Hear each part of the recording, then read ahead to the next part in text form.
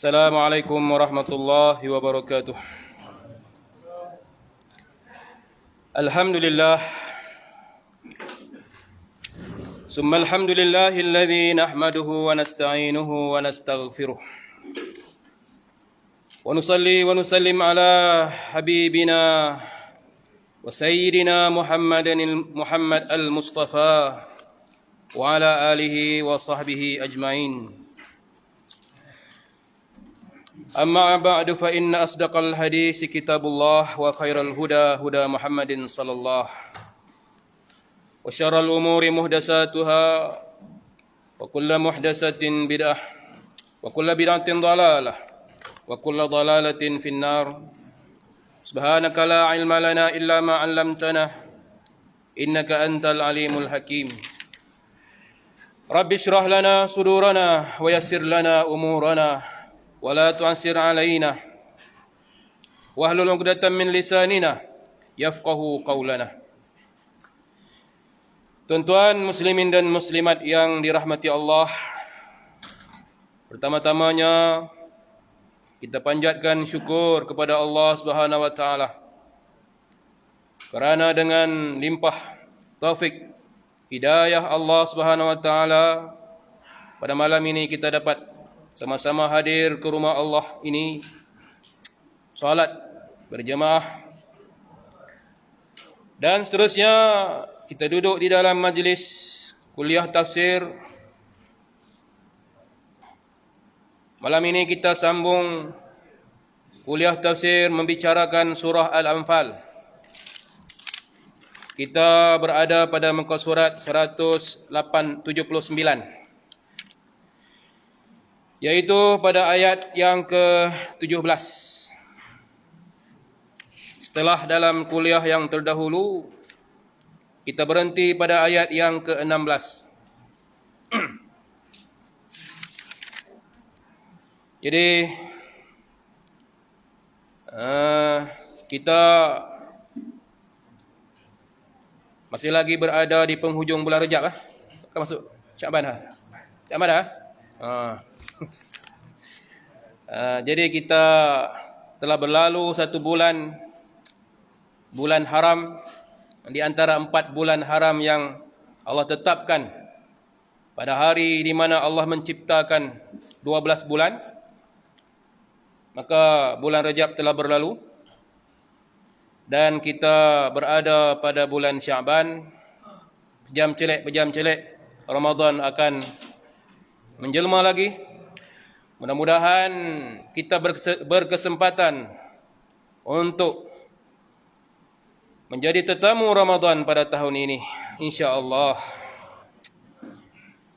Sebagai mengimbau sedikit tentang bulan Rejab yang telah berlalu, saya suka untuk menyebutkan beberapa peristiwa besar yang berlaku di dalam sejarah Islam pada bulan ini, bulan Rejab. Yang pertama, pada bulan Rejab, sejarah mencatatkan berlakunya perang Tabuk. Itulah perang di antara tentera Islam yang dipimpin oleh Nabi Muhammad sallallahu alaihi wasallam melawan pasukan tentera Rom yang bergabung dengan tentera Arab Wasasinah. Di satu tempat yang bernama Tabuk yang berada di daerah Syam, berlaku pada tahun yang ke-9 Hijrah. Perang ini adalah perang untuk menuntut pembelaan di atas perbuatan keji Raja Ghasasinah yang taat kepada pemerintahan Rom, di mana dia telah membunuh utusan baginda Rasulullah sallallahu alaihi wasallam yang diutuskan membawa surat baginda untuk menyampaikan Islam kepada Raja Rom, tetapi Raja Ghasasinah telah menyekat di pertengahan jalan dan membunuh utusan Rasulullah sallallahu alaihi wasallam ini. Maka Nabi sallallahu alaihi wasallam pun membentuk pasukan Lalu berlakulah perang Tabuk pada bulan Rejab, tahun yang ke-9 Hijrah. Kemudian bulan Rejab juga mencatatkan peristiwa hijrah pertama umat Islam ke negeri Habsyah. Kita maklum bahawa sebelum umat Islam berhijrah ke Madinah, Nabi Muhammad telah memerintahkan para sahabatnya untuk berhijrah ke Habsyah, untuk bernaung di bawah seorang pemimpin adil beragama Kristian yang bernama Najasyi. Maka peristiwa hijrah ke Habsyah ini berlaku pada bulan Rejab. Kemudian peristiwa Isra' dan Mi'raj yang kita peringatkan saban tahun juga menurut satu pandangan yang telah diangkat oleh Al-Alamah Al-Mansur Al-Furi di dalam kitabnya Ar-Rahiqul Makhtum, menyatakan ia berlaku pada bulan Rejab. Sungguh pun ada di sana pendapat-pendapat lain dari kalangan ulama tentang berlakunya Isra' wal Mi'raj pada bulan-bulan yang lain. Kemudian pada bulan Rejab juga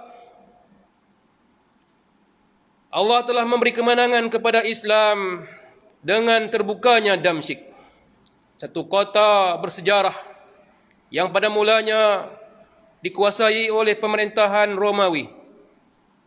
Apabila berlakunya perang Mu'tah, maka menyusullah kemenangan Islam demi kemenangan akhirnya tanah Syam seluruhnya dikuasai oleh umat Islam, terutamanya kota Damsyik. Maka ia telah dapat dikuasai oleh tentera Islam yang dipimpin oleh Abu Ubaidah Al-Jarrah dan Khalid Al-Walid. Berlaku pada bulan Rejab tahun yang ke-14 Hijrah. Kemudian satu peperangan yang hebat yang berlaku di Andalusia yang dikenali dengan nama Perang Zallaqah, ketika mana Andalusia hampir-hampir jatuh di tangan raja-raja Kristian, terutamanya Raja Alfonso yang ke-6, yang telah menakluk wilayah-wilayah Islam yang dulunya telah dibuka oleh Tariq bin Ziyad.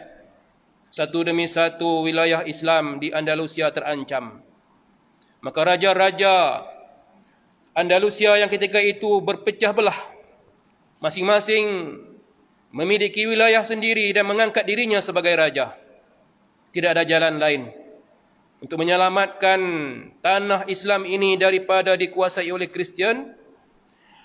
Maka mereka pun menghantar permintaan bantuan kepada Raja Al-Murabitun yang ketika itu berkuasa di utara Afrika, berpusat di Marrakesh, Morocco, yang bernama Yusuf Tashfin.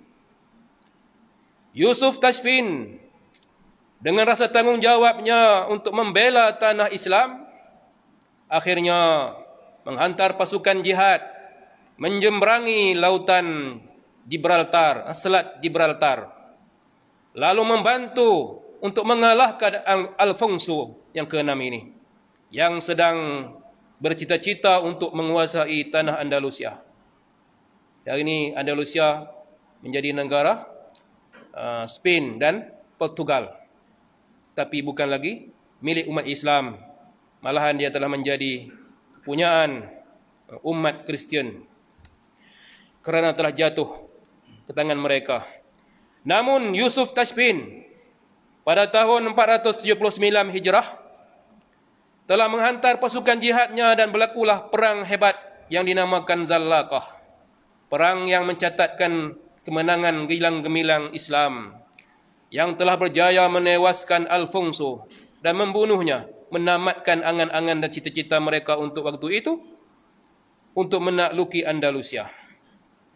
Maka nama Yusuf Tashfin telah dicatatkan dalam sejarah sebagai satu raja yang hebat. Dicatatkan dengan tinta emas.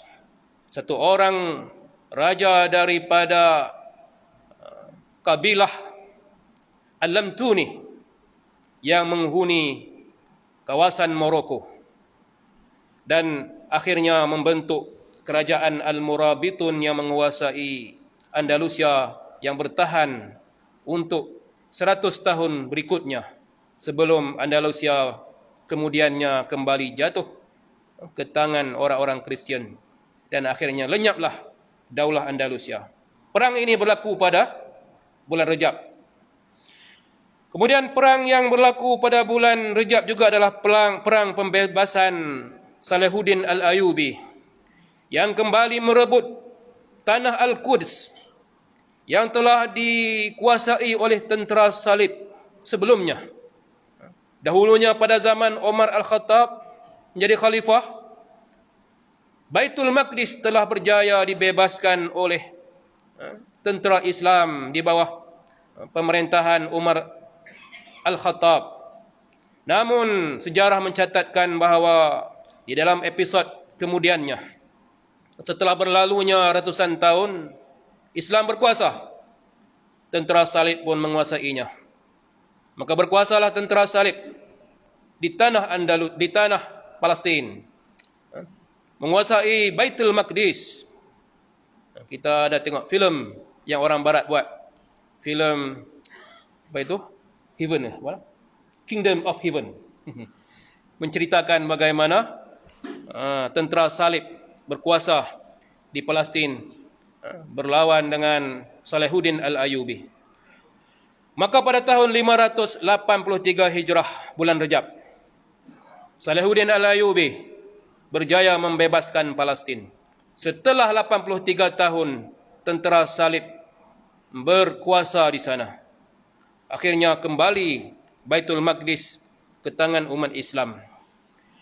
Namun akhirnya di zaman penjajahan British, maka Baitul Maqdis ini telah menjadi tanah jajahan British yang kemudiannya telah diserahkan kepada Yahudi sekitar tahun 1948.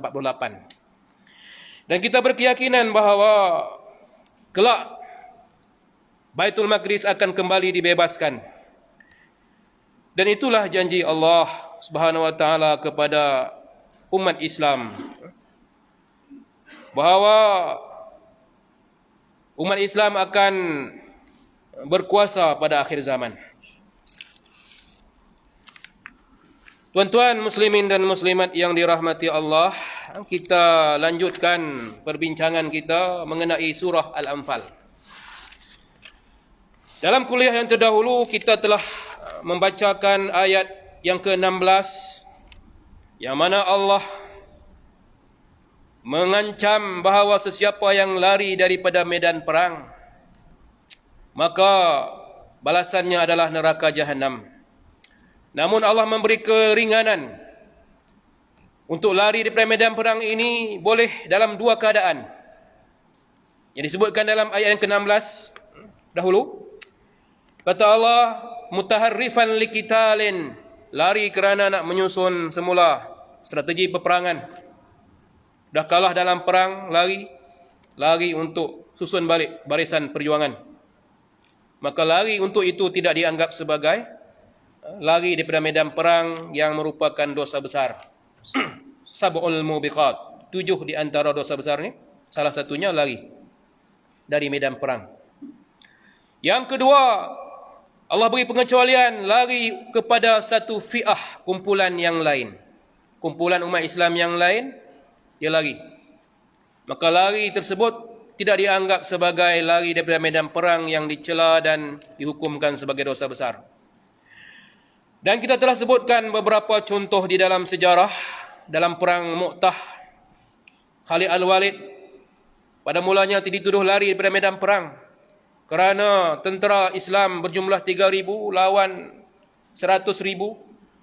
Bukan senang nak kalahkan tentera Rom 200,000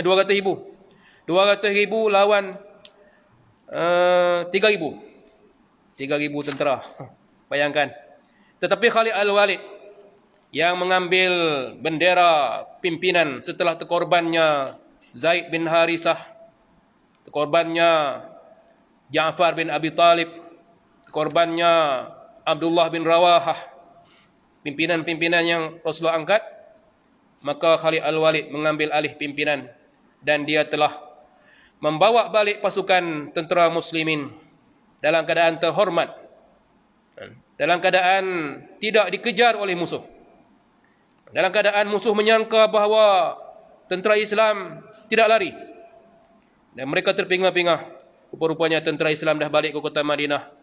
Maka balik itu Nabi sebutkan dalam hadis, bukanlah lari daripada medan perang, tetapi balik bergabung dengan kumpulan umat Islam yang lain, iaitulah pimpinan umat Islam di Madinah.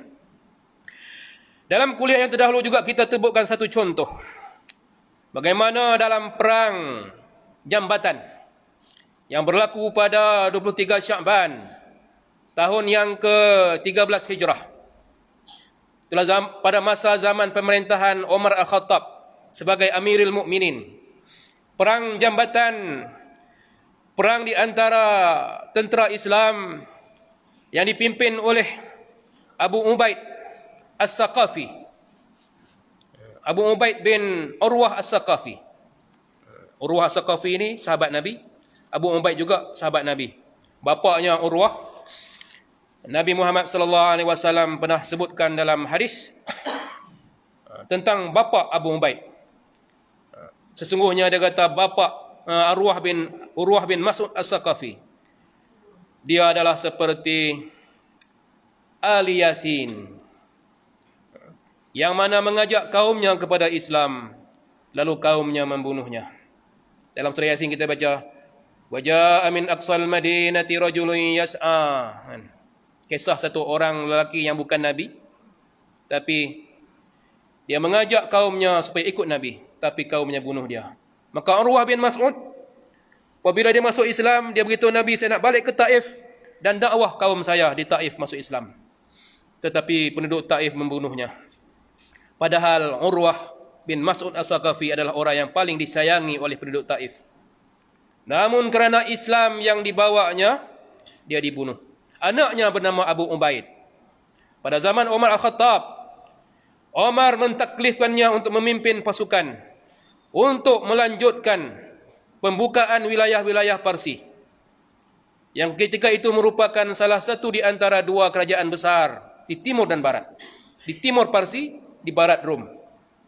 Maka Umar dengan wawasannya yang besar untuk menguasai Parsi, melebarkan Islam, menghilangkan kezaliman kerajaan Parsi, maka menghantar pasukan jihad. Abu Ubaid memimpinnya. Dalam siri-siri peperangan sebelum perang jambatan, Abu Ubaid menang. Tetapi dalam perang jambatan ini tragedi berlaku. 8,000 tentera yang dipimpin oleh Abu Ubaid dipelawa oleh tentera Parsi untuk berperang di seberang sungai. Dengan kata panglima tentera dia berkata, kalau kaum berani, marilah seberang sungai, kami tunggu. Maka buat jambatan. Para sahabat Nabi yang ikut serta bersama dengan Abu Ubaid menasihatkan, jangan, kita tak biasa perang di sana, biar kita perang di sini. Kalau apa-apa berlaku, kita boleh balik ke Madinah. Abu Ubaid dengan semangat yang berani itu telah mengambil keputusannya sendiri, yang penuh dengan semangat keberanian, berdasarkan keberanian. Dia kata, apakah mereka menyangka kita takut? Lalu dia perintahkan tenteranya membuat jambatan menyeberangi sungai Dajlah, sungai Iraq. Sungai hari ini disebut Euphrates, kan? Sungai Euphrates. Sungai yang merupakan salah satu di antara 3 sungai yang Nabi kata sungai dari syurga. Sungai yang Nabi kata satu hari nanti akan kering airnya dan akan muncul gunung emas. Ada hadis akhir zaman, kan? Sungai itulah yang Abu Ubaid buat jambatan menyeberang. Bila menyeberang ke sana, maka tentera Islam berhadapan dengan tentera Parsi yang besar. Lebih-lebih lagi tentera Parsi yang mempunyai kelengkapan kenderaan yang canggih zaman itu. Itulah gajah. Gajah yang besar. Tentera Parsi dengan 10 ekor gajah yang besar merupakan suatu pengalaman baru yang tidak pernah dialami oleh tentera Islam. yang selama ini berperang di padang pasir, berhadapan dengan tentera berkuda, tentera naik unta dan sebagainya, ni naik gajah. Maka dalam keadaan itulah kalahlah tentera Islam. Sudahlah kalah, tersepit di seberang sungai. Jambatan pula diruntuhkan. Maka daripada 8,000 mati 4,000. 4,000 lagi sempat diselamatkan oleh satu orang veteran perang yang berkhidmat sebelum Abu Ubaid As-Saqafi, yang dikenal namanya dalam sejarah Al-Musanna bin Al-Haris. Dialah yang berjuang mempertahankan 4,000 baki tentera supaya selamat lari menyeberang jambatan. Akhirnya selamat 4,000 orang. Mereka yang selamat ini merasa malu kerana lari daripada medan perang. Sebahagiannya pergi bersembunyi di kampung Badawi. Tak berani nak tunjuk muka. Sebab merupakan satu keaiban besar. Pahlawan-pahlawan jihad berundur, tak berperang sampai mati. Seorang sahabat Nabi Qari, nama dia Zaid. Dia balik ke Madinah bertemu dengan Umar. Setiap kali dia baca ayat ini, wa may yuwallihim yauma idzin duburah, ayat yang kita bacakan dalam ayat ke-16 itu, dia menangis. Dia baca ayat ini dalam solat tarawih. Dia merupakan seorang qari, jadi imam tarawih. Bila sampai ayat ini dia menangis. Dan Umar Al-Khattab memujuknya dengan mengatakan, anda bukan lari daripada medan perang, tapi anda adalah mutahayyizan ila fi'atin. Anda berundur, bergabung dengan satu fi'ah. Lalu kata Umar, ana fi'atun kulla muslimin. Ana fi'atun kulli muslimin. Aku adalah fi'ah. Aku adalah kumpulan yang menjadi tempat baliknya semua orang-orang Islam. Maka pemimpin adalah fi'ah. Jadi ini situasi yang mana satu orang yang lari daripada medan perang tidak dianggap berdosa. Ataupun dia lari daripada medan perang dan Allah ampunkan dosanya. Sebagaimana yang berlaku kepada Sayyidina Uthman bin Affan. Sayyidina Uthman bin Affan ni dia pernah lari daripada medan perang. Ketika mana kecamuk perang Uhud berlaku. Perang Uhud pada mulanya dimenangi oleh tentera Islam. Tetapi kerana gara-gara pasukan pemanah di Bukit Uhud mengingkari perintah Rasulullah, lalu Khalid Al-Walid yang ketika itu masih lagi menjadi panglima, menjadi pasukan tentera Islam, tentera kafir musyrikin, dia telah mengambil posisi di atas Bukit Uhud, lalu menghujani anak panah kepada tentera Islam sehingga kacau bilau. Maka bertempiaran larilah tentera Islam. Dan di antara yang lari adalah Sayyidina Uthman. Sayyidina Uthman bin Affan, sahabat Nabi, sahabat mulia Nabi. Tetapi Allah kemudiannya menurunkan ayat Quran khusus memaklumkan bahawa Allah mengampunkan orang-orang yang telah lari daripada medan perang dalam perang Uhud. Itulah orang-orang yang disebutkan dalam sejarah, antaranya adalah Uthman bin Affan. Allah ampunkan. Malam ni kita lanjutkan ayat yang ke-17. Allah berfirman, "Falam taqtuluhum walakinallaha qatalahum." Kamu tidak pernah membunuh mereka. Allah mengatakan kepada orang-orang yang beriman, kamu tidak pernah membunuh mereka, yakni membunuh musuh dalam perang Badar. Bukan kamu yang bunuh, kata Allah. Walakinallaha qatalahum. Akan tetapi yang membunuh mereka adalah Allah. Allah kata yang bunuh mereka itu bukan kamu. Kalau kamu nak bunuh tak boleh, tak mampu nak bunuh. Sebab kamu sikit, mereka banyak. Kamu kelengkapan tak banyak, tentera tak ada. Mereka kelengkapan lengkap. Macam mana orang yang keadaan yang begini kamu nak bunuh mereka? Maka Allah hantar malaikat untuk membantu mereka, 1,000 malaikat. Maka dengan penghantaran malaikat inilah menjadi suatu simbolik bahawa Allah lah yang membunuh mereka. Bukan kamu yang membunuhnya.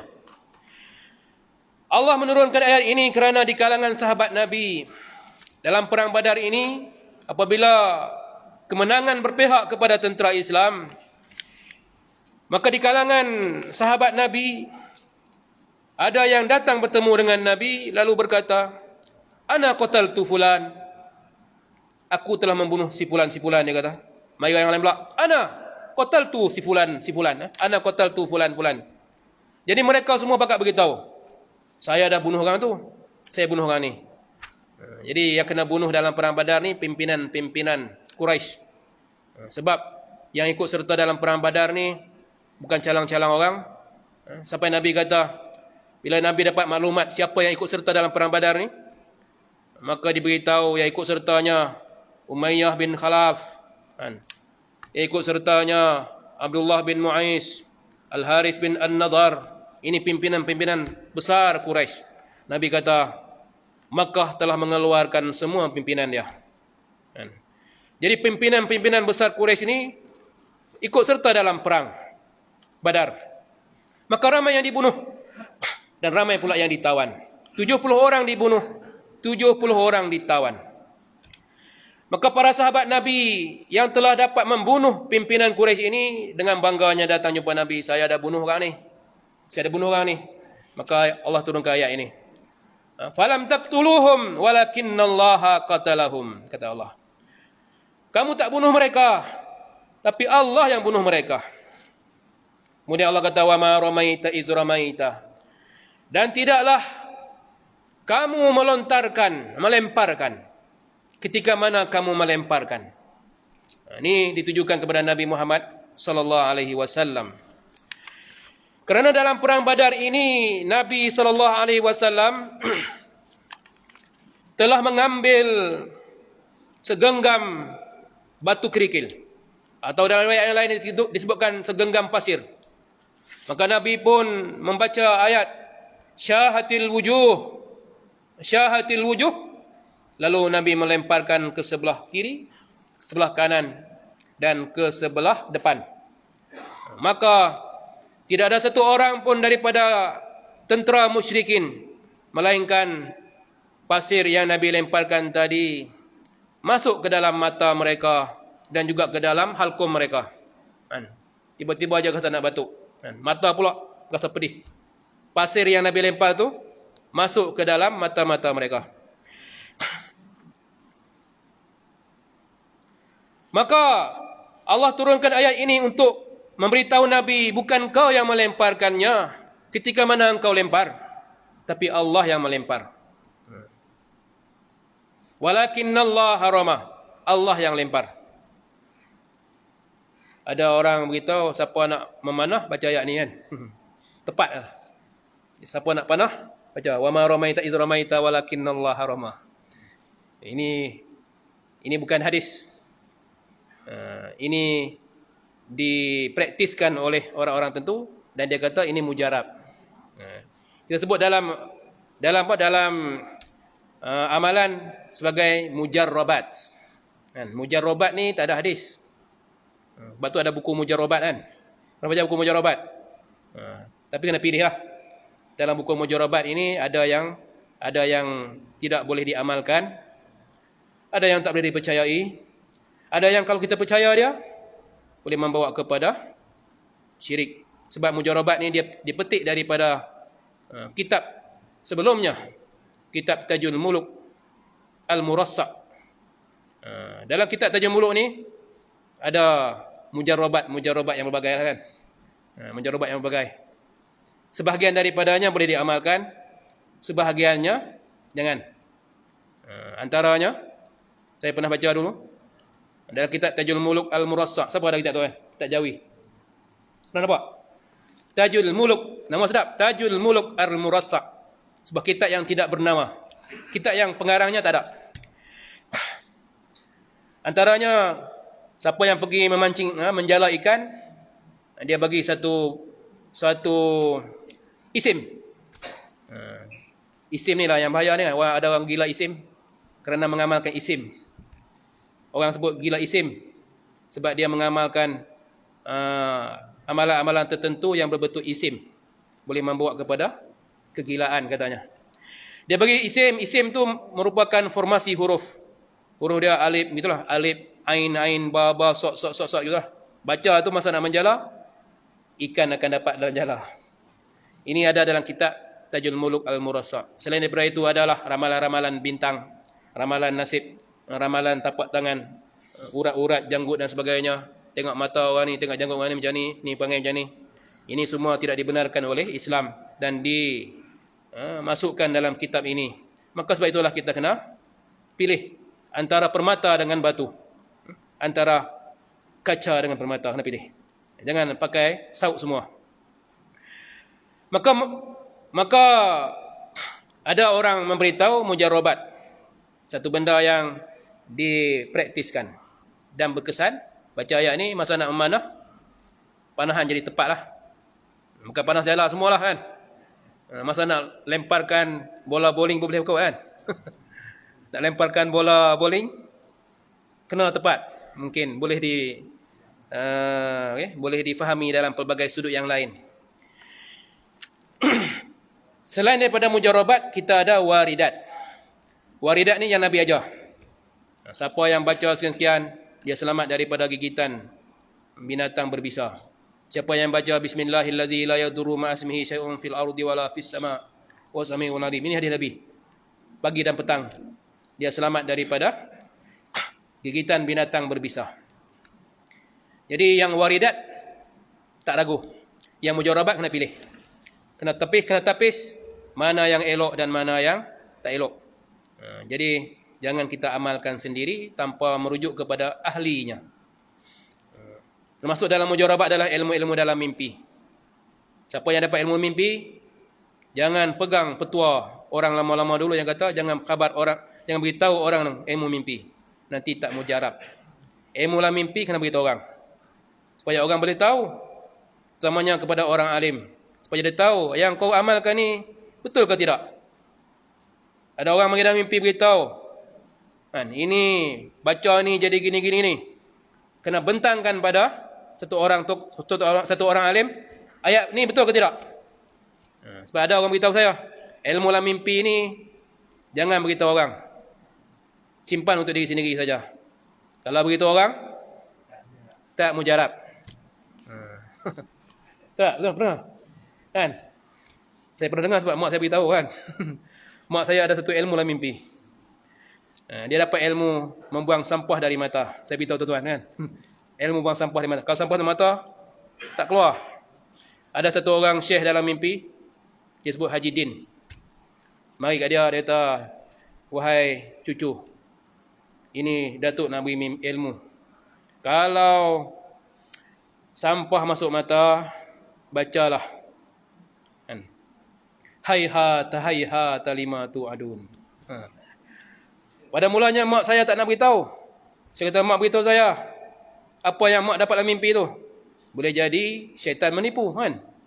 Syaitan baca ayat yang salah, kita duk amal, selama-lamanya salah. Saya pujuk mak saya. Mak saya pun termakanlah pujukan saya. Dia pun beritahu. Dia beritahu, rupa-rupanya betul lah kan. Ayat tak salah. Boleh amal. Boleh amal. Itu bukan hadis, tapi kita sebut sebagai mujarrabat. Maka Nabi baca syahatil wujuh. Ketika mana Nabi lempar tadi. Maka masuklah ke dalam mata semua orang kafir. Tidak ada satu orang melainkan masuk dalam matanya pasir. Kalau ikut logik, 1000 tentera kafir macam mana nak masuk segenggam? Sebab itulah Allah kata, wa ma ramaita iz ramaita, bukan kau yang melempar. Masa kau melempar, Allah yang melempar. Kalau tidak kerana Allah yang campur tangan membantu engkau dalam hal lemparan ini, maka pasir yang kau lemparkan itu tidak akan dapat menggapai semua tentera-tentera musyrikin Mekah yang berada di medan perang itu. Tapi oleh kerana Allah yang melemparnya, masuklah semuanya. Dan bila masuk dalam mata mereka, mereka pun kalah. Tentera Islam dapat mengalahkan mereka dengan mudah. Orang-orang Jabariyah, satu kumpulan daripada kumpulan-kumpulan yang sesat. Jabariyah namanya. Yang berkeyakinan bahawa manusia ini terpaksa buat semuanya. Manusia tak ada daya. Yang menentukan semua ini Allah. Manusia hanyalah seperti kapas di udara yang terbang ikut tiupan angin. Itu kata Jabariyah. Mereka mengatakan ayat ini menjadi dalil bahawa manusia tidak berbuat apa-apa, hanya Allah yang berbuat. Maka sikap Jabariyah dalam soal perbuatan manusia ini adalah salah. Kita tidak boleh mengatakan Allah menentukan semuanya. Manusia tak ada kuasa untuk menentukan perbuatan dia, untuk melakukan satu. Kalaulah manusia tiada kuasa untuk melakukan apa-apa pun, sudah tentulah kita boleh mengatakan ayat yang seumpama ini dalam situasi yang lain. Seperti kita mengatakan, wa ma sallaita is sallaita. Bukanlah kamu yang sembahyang ketika mana kamu sembahyang. Kalau kita nak bandingkan ayat wa ma ramaita iz ramaita, bukan kau yang melempar ketika kau melempar. Kita juga boleh katakan sepatutnya wa ma sallaita iz sallaita. Bukan kau yang sembahyang ketika mana kau sembahyang. Wa ma sumta iza sumta. Bukan kau yang puasa ketika mana kau puasa. Tapi kita tak kata itu. Sebab kita kata aku berpuasa, aku solat. Maka ayat ini hanyalah ditujukan kepada Nabi SAW dalam situasi konteks yang tersebut itu. Dalam konteks Nabi melemparkan debu dalam perang Badar. Bukan di luar konteks yang lain. Jadi dia punya nas teks ini kita kena baca, tengok konteks. Jangan baca di luar konteks. Sebab itulah kesilapan setengah daripada kalangan orang, bila baca hadis, dia baca di luar konteks. Bila baca di luar konteks, maka salah. Jadi konteks ayat ini adalah dalam perang Badar, ketika Nabi melemparkan pasir debu ke muka orang-orang kafir musyrikin Mekah,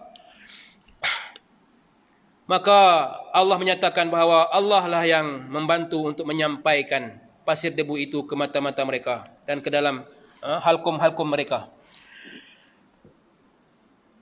Waliyubliyal mu'minina minhu bala'an hasana, supaya Allah boleh menguji, mencoba orang-orang beriman daripadanya dengan cobaan yang baik.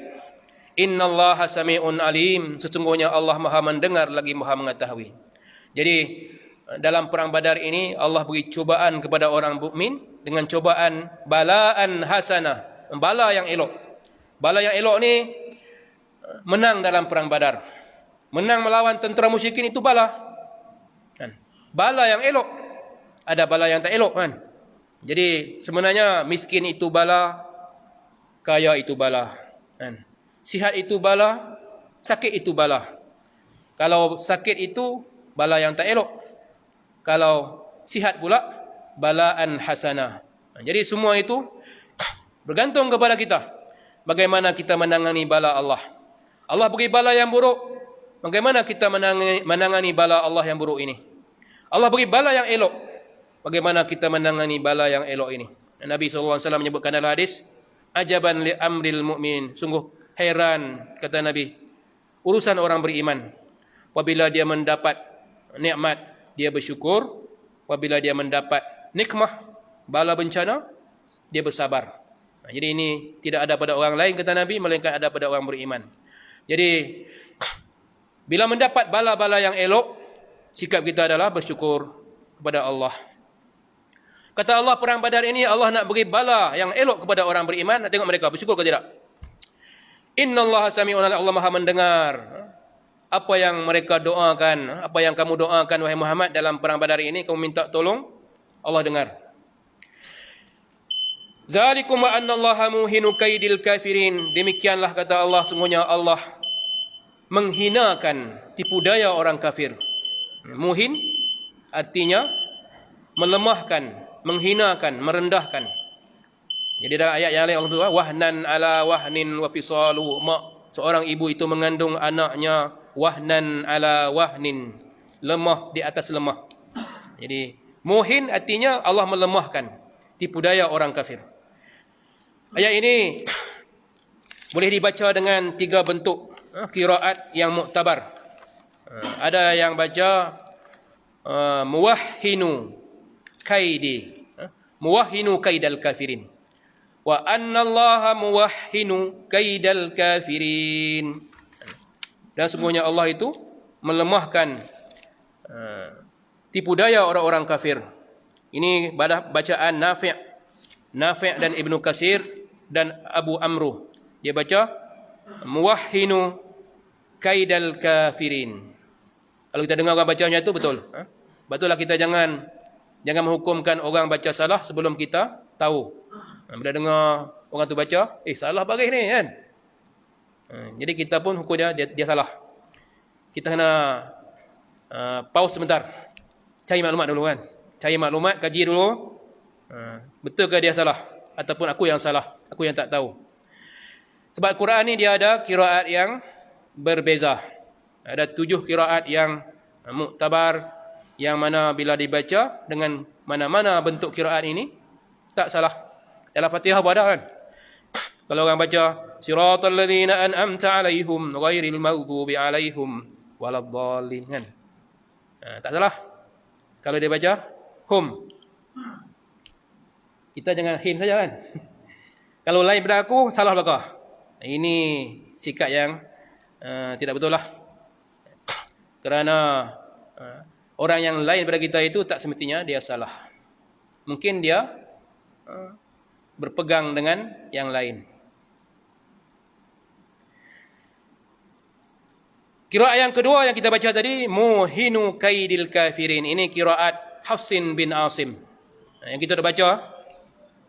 Yang kita dah baca Quran ni adalah qiraat Hafsin bin Asim. Cara kita baca ni yang popular di kalangan kita. Yang cara kita baca. Baris yang ada sekarang ni kan, baca yang cara kita baca tu namanya qiraat Hafsin bin Asim. Muhinu kaidil kafirin. Qiraat yang ketiga, qiraat lain-lain lah. Yang baca muhinu kaidal kafirin. Di baris kaidah tu baris atas. Yang tadi muhinu kaidil kafirin. Yang ni pula muhinu kaidal kafirin. Ada 3 kan? Pertama tadi muwahhinu kaidil kafirin. Yang kedua qiraat yang Asim, qiraat Hafsin bin Asim yang kita baca muhinu kaidil kafirin. Yang ketiga muhinu kaidal kafirin. 3 bentuk ni bacaannya betul. Ayat ini bermaksud Allah melemahkan tipu daya orang kafir. Jadi kalau kita tengok dalam perang Badar, orang kafir dengan segala kelengkapannya, dengan jumlah yang begitu ramai, tapi mereka kalah. Jadi Allah telah melemahkan mereka. Dan Allah melemahkan orang-orang kafir sepanjang zaman. Kalau kita tengok dalam sejarah, bagaimana contoh Allah melemahkan orang-orang kafir. Bagaimana Allah melemahkan tentera Mongol atau yang disebut Tartar. Mongol menyerang negeri, wilayah-wilayah Islam. Daripada perbatasan Cina, dia serang satu demi satu wilayah Islam jatuh. Yang mana ketika zaman pemerintahan Genghis Khan. Genghis Khan ni merupakan pengasas kepada kerajaan Mongol yang sebelumnya berpecah belah. Maka Genghis Khan telah menyatukannya. Apabila dia menyatukannya, dia pun menyeranglah wilayah-wilayah Islam. Maka jatuhlah satu demi satu wilayah. Penjarahan berlaku seterusnya oleh cucunya, Hulagu Khan. Hulagu Khan cucu kepada Genghis Khan. Menyerang sampai ke kota Baghdad. Baghdad jatuh. Hancur lebur. Ranap. Kalahlah umat Islam. Berhadapan dengan Mughal. Tapi bila mereka ingin membuka negeri Mesir, ingin menakluki Mesir, maka negeri Mesir ketika itu berada di bawah kerajaan Fatimiyah. Kerajaan Syiah. Syiah memerintah Mesir lama. Syiah lah yang membina Universiti Al-Azhar. Itu antara tinggalan Syiah kan. Tapi hari ini jadi Sunnah lah. Yang buka Al-Azhar ni kerajaan Fatimiyah Syiah. Satu kerajaan yang ulama-ulama sunnah kata kerajaan yang keji, zalim dan menindas umat Islam. Walaupun begitu dia ada jasa-jasanya lah. Jadi bila tentera Mughal sampai ke perbatasan Mesir, berada di Syam, Syam dah jatuh, nak serang Mesir, maka ketika itu kerajaan Fatimiyah ini sudah lemah. Raja-raja yang memerintahnya sudah tak berdaya hendak menghadapi tentera Mogol. Maka mereka pun buat keputusan untuk lepas jawatan. Kami turun daripada takhta, serah kepada orang lain. Maka diserahlah takhta itu kepada panglima tentera mereka. Itulah Qutus dan Baibars. Satu tentera yang berasal daripada hamba yang diambil daripada Turki, bawa balik ke Mesir, jadi panglima tentera, kerja sebagai tentera, akhirnya naik pangkat, jadi ketua, maka serah dia. Maka Qutus dengan Baibars, dua orang Turki ini pun memimpin pasukan, membentuk tentera jihad melawan tentera Mogol. Maka berlakulah perang yang bersejarah, perang Ain Jalut, yang mana menyaksikan buat pertama kalinya sepanjang penjarahan Mogol daripada sempadan China sampai ke Mesir, buat pertama kalinya Mogol kalah. Sepanjang dia menjarah tanah Islam ini, umat Islam dah kata, tak adalah kita nak boleh kalahkan Mogol lagi. Kalau Mogol serang, serah diri je lah. Tak akan kalah mereka ini. Sampai di Mesir, di Ain Jalut, kalahlah Mogol, yang disangka tak akan pernah kalah di tangan tentera Islam pimpinan Qutus dan Baibars. Maka inilah kita tengok macam mana Allah telah melemahkan orang-orang kafir. Apabila Allah ingin melemahkannya, lemahlah. Tidak cukup dengan sekadar itu, Allah melemahkan Mogol lagi. Setelah mereka kalah dalam perang Ain Jalut, maka Hulagu Khan yang angkuh dan sombong ini, akhirnya dia mati dalam keadaan terhina. Mati dalam keadaan kecewa sebab dia punya kawan baik dia yang menyerang tentera Islam di Ain Jalut, Qutbara, mati terbunuh. Ini orang kanan dia yang paling kuat. Dia pun berlaku depres, tekanan. Dia mati dalam keadaan terhina. Allah menggantikan tentera Mogol yang ganas kasar ini dengan memberikan Islam kepada cucu Genghis Khan. Cucu Genghis Khan akhirnya masuk Islam, menjadi meraja di sebelah Bukhara. Bagaimana Allah melemahkan tentera-tentera kafir. Itulah. Kemudian kita tengok di zaman moden, ketika mana tentera barat menjajah seluruh tanah-tanah umat Islam di Arab sampailah ke Nusantara, termasuk negara kita, habis dijarah oleh pasukan barat yang berbeza-beza. British, Belanda, Perancis, Itali, Spanyol, semua menjajah, membahagi-bahagikan tanah umat Islam di seluruh dunia.